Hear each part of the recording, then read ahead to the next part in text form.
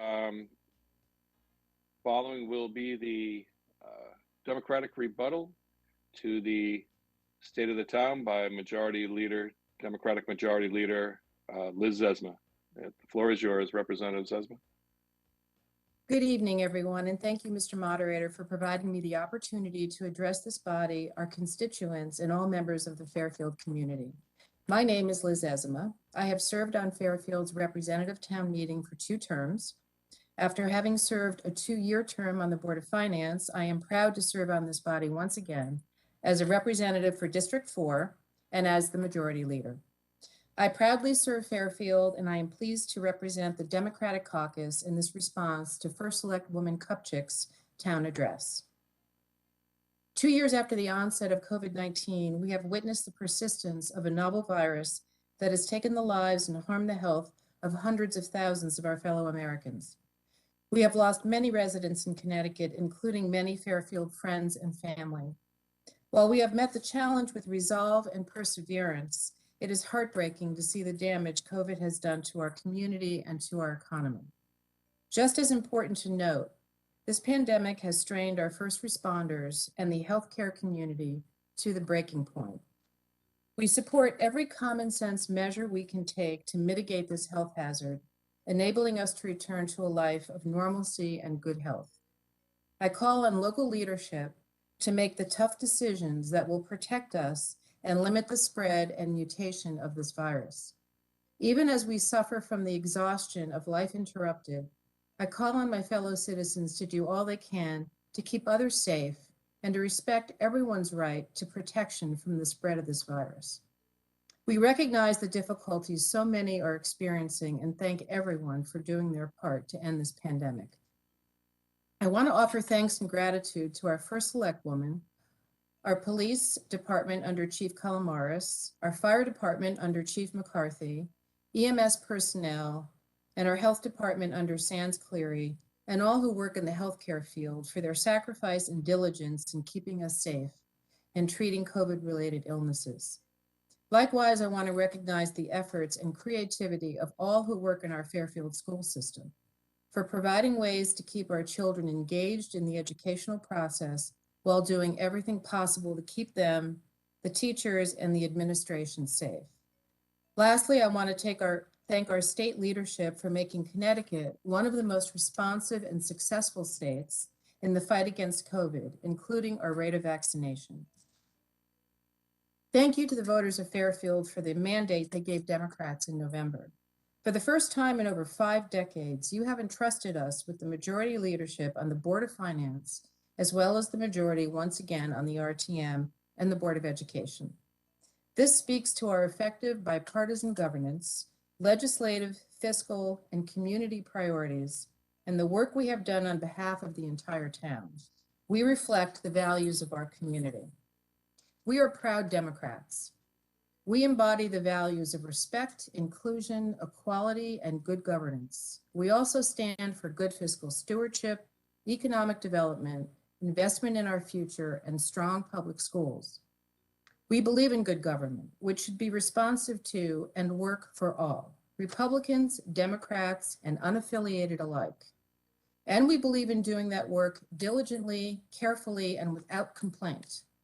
This hard work, involving hard questions and public debate, has produced significant savings for the taxpayer. We have saved taxpayers millions of dollars through our due diligence and fiscal stewardship. We did so in response to this administration's fiscal initiatives that neither spent tax dollars wisely, invested appropriately, nor provided for long-term benefits. Every taxpayer deserves a return on their investment that is both sustainable as well as beneficial to the community and our shared priorities. Our party has worked with the administration and our Republican colleagues. We have either approved or, where necessary, improved on all of our First Selectwoman's initiatives. It is this kind of bipartisan effort that does not seek to obstruct, but rather create a collaborative, working government that serves all by functioning democratically and transparently and remains above partisan and political priorities. While we strongly believe in responsive and respectful bipartisan approach to governance and leadership, We do not believe in shying away from fighting for our constituents, whether it be your tax dollars, your safety, or the excellent services we enjoy as a town. It has been our due diligence that has saved money, improved our quality of life, and maintained the services that represent the investment of your tax dollars. Last year, the administration delivered the largest budget increase in over a decade at just under 6%. At the same time, the budget request made by the Board of Ed for the investment needed to keep our schools competitive and maintain a world-class experience for all our students was significantly reduced. This is not fiscal responsibility or a good fiscal strategy. The administration misled Fairfield residents by describing this huge increase as a small change in the mill rate. The only reason the mill rate increased by so little was because of the property tax assessments last year. Indeed, many other towns' mill rates decreased due to the reevaluations they underwent during the same time period. We advocate for a budget that is responsive to the needs of our town while providing value to taxpayers and maintaining the services that make Fairfield so desirable. This can and should be done in a fiscally responsible manner that makes proper investment in our town's future. Thanks to the Biden administration, ARPA funds will offer much needed relief for projects in town and also relief for our taxpayers. The reason so many choose to make Fairfield their home is because of our outstanding schools. A lack of investment in our schools or cuts to the Board of Ed budget affect everything in the school system, from what happens in the classroom to essential building maintenance. Due to required safety procedures in response to school gun violence, it is no longer possible to open windows. We therefore expect the administration will work to make upgrading the HVAC system in our schools a priority to provide better air quality for our students and staff and to properly maintain town assets. We can do better and must use our fiscal know-how to provide our students and staff with an environment that matches their collective excellence.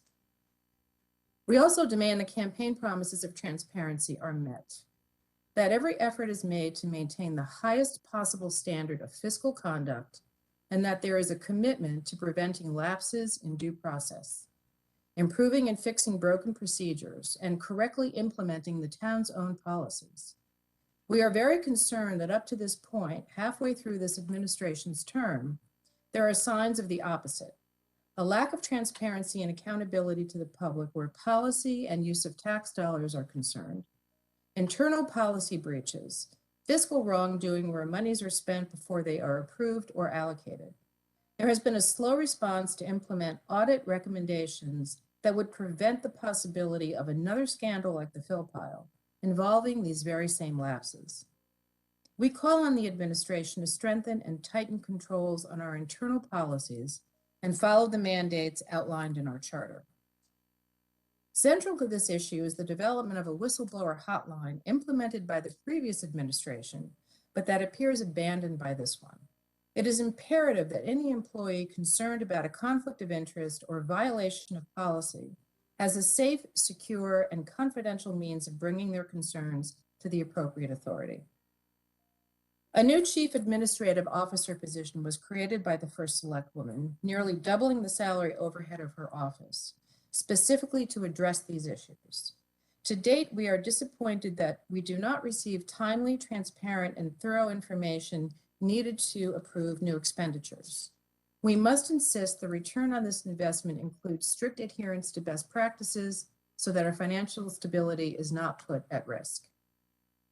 On September 14th of 2020, First Selectwoman Brenda Kupchik formally created a Racial Equity and Justice Task Force to identify any racial or ethnic inequalities and to propose the means to eliminate them.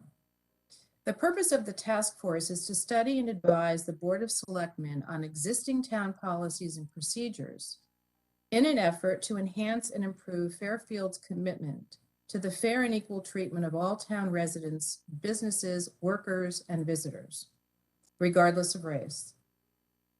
Upon the expiration of this task force on January 31st, 2022, their final blueprint made specific recommendations that include making a formal proclamation, the establishment of a permanent commission on racial equity and justice, and to hire a director of community justice and belonging. While these recommendations are under consideration, we strongly urge the administration to act on each of these items to ensure Fairfield is a community that identifies and eliminates racial and ethnic disparities. We fully support and endorse these findings and expect the administration to adopt these measures.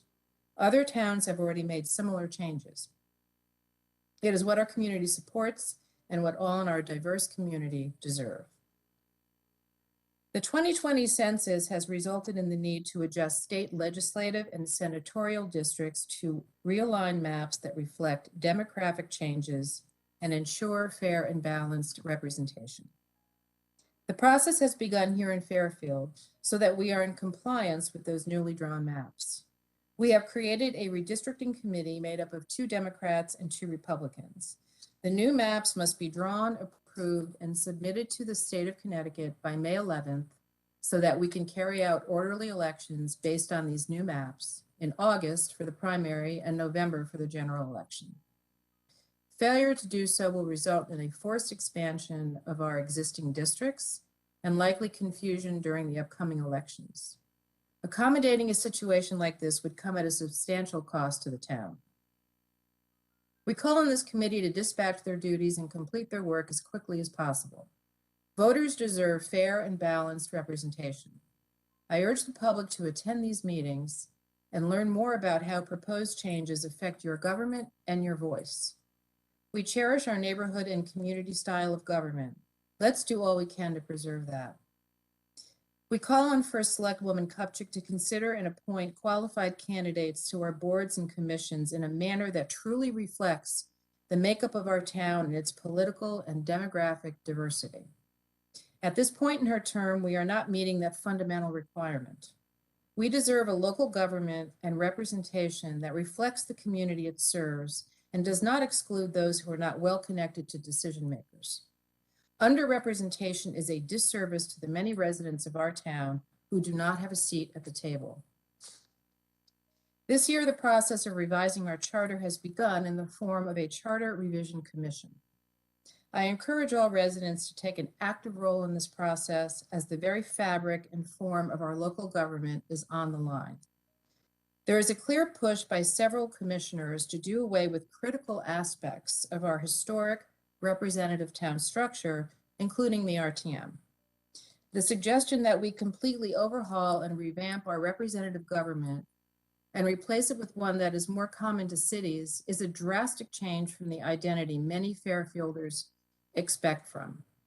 The proposal of an at-large legislative body, which would eliminate separate neighborhood representation, is of particular concern. The goal should be a more effective, responsive, and transparent government in which all citizens have a voice. A consolidation of power will not meet those objectives and may, in fact, put transparency and our rights as citizens to self-governance at risk. We look forward to the administration's full support in resuming in-person meetings, with the goal of a hybrid option as the next logical step. We are disappointed that this has not happened sooner. Voters and other members of our community deserve the transparency and access that comes with holding public meetings. Their voice and participation are essential to our democratic form of government. It holds all of us who take the oath of office accountable in a way that remote governance cannot. This is why we feel so strongly about local representation. Government works best that works closest to those it serves. We have reconvened our Senior and Disabled Tax Relief Committee with the goal of finding ways to build on and improve these critical programs.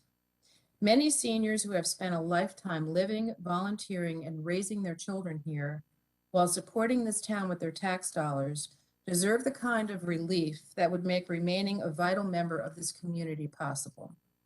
Our town's application process for these important relief programs began this month and will continue through May 15th.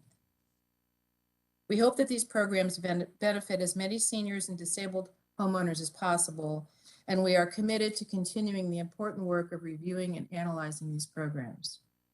For the same reason, we also support the development of affordable housing so that our community remains one that welcomes and supports workers and families who cannot afford the rising cost of housing and seniors who want or need to downsize. We want to be a welcoming, inclusive, and diverse community that provides opportunity for all who would like to call Fairfield home, educate their children here, or start and support local businesses. We will be stronger for their contributions. It is good for our community, good for our local economy, and simply the right thing to do. Our future is bright, and in part that is because Connecticut is on an upswing. I'd like to thank our governor and our state delegation for their thoughtful governance and hard work to make that possible. We look forward to the work ahead of us in collaborating with our Republican colleagues to strengthen Fairfield and realize our vision for present and future success. The success of this administration is to our collective benefit and what we are certainly rooting for. We are honored by the trust placed in us and will be guided by the shared values of this extraordinary community. Fairfield is an amazing place to live, work, conduct business, and educate our children. We will continue to do what is best for our residents and invest in them. It is a place we hope many future generations will continue to call home. Thank you very much for your time.